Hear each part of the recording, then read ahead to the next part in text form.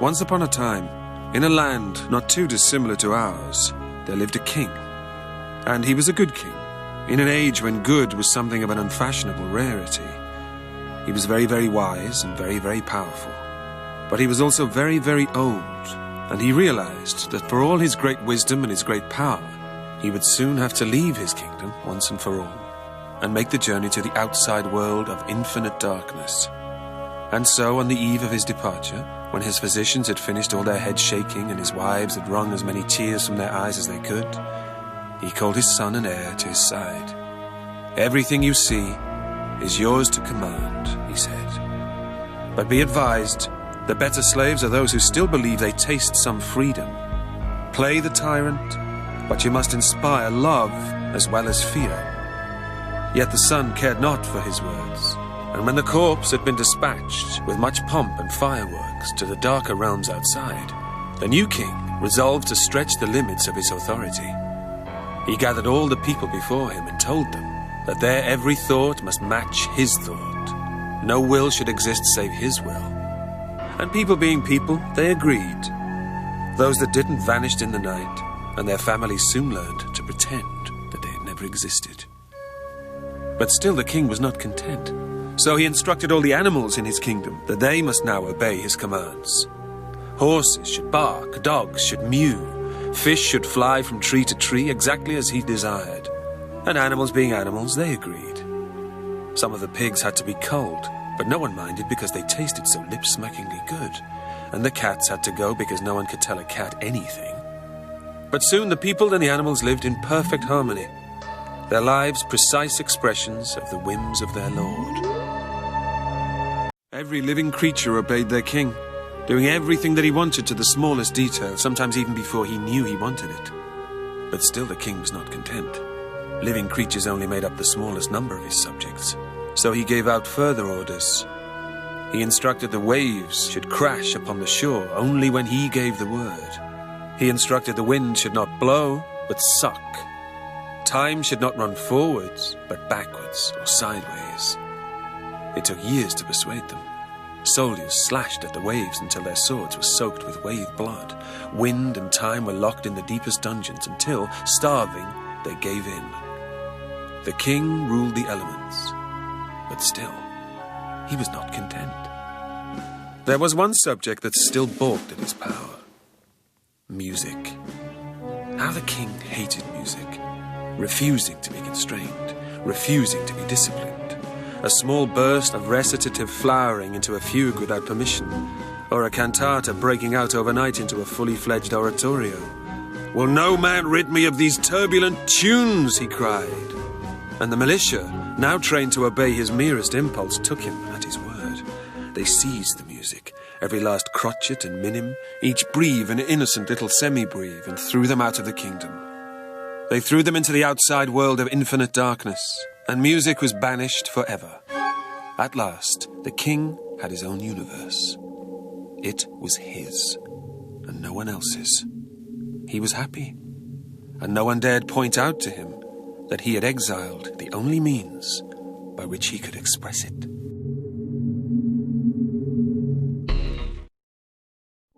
You remember the tale of the foolish king? He who so despised music that he banished it from his realm. His was a very quiet land. Birds sat silent in the trees, their beaks now stopped fast, their chirping and twittering frozen hard in their throats. There was no longer a harmony to time. Seconds would race on or trudge forward, or simply come to a listless halt. The waves crashed noiselessly onto the sand, for even within that, there had been a trace of music. There was no rhythm to life anymore. And the king's people felt it the worst. They had been slaves, but whilst they still had songs of liberty on their lips, they had been happy slaves. Some rebelled and were put to the torture, but even the torturers who once had calmed their consciences with soothing music were unable to bear the awful, glaring, accusing silence. The fact was clear. Anything could be born with music, and nothing could be born without it. And the king would sit on his throne in misery.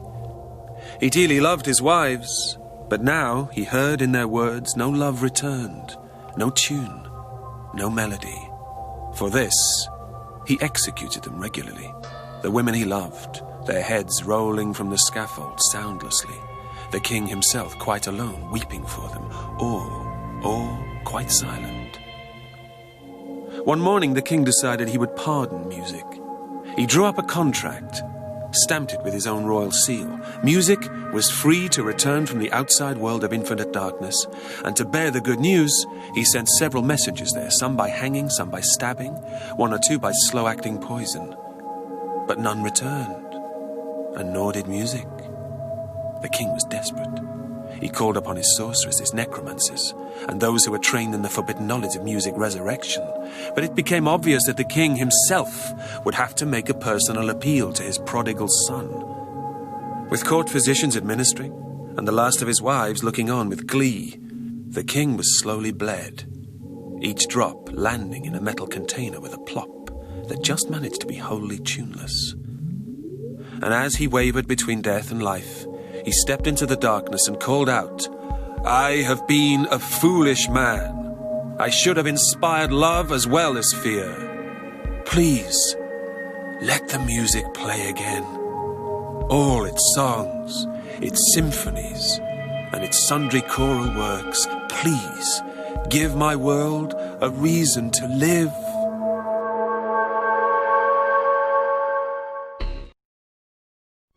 It was 7 days and 7 nights before the king recovered, and he awoke to a miracle.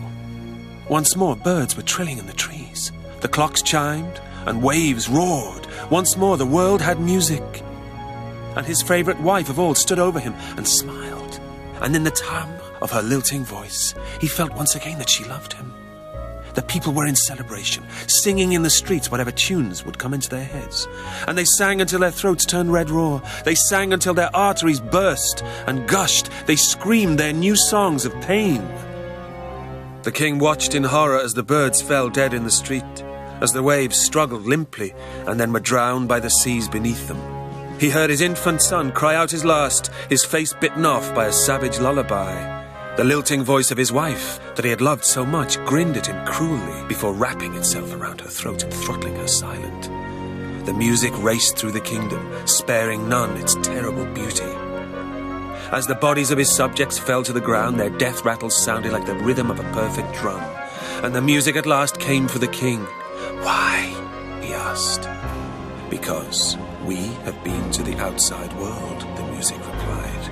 "We have seen the infinite darkness, and we have learned that we need not only inspire love, but fear." And with a sound of brass and strings so beautiful it stopped the king's heart, the music swallowed him up whole, and became the new and dreadful lord of the entire world.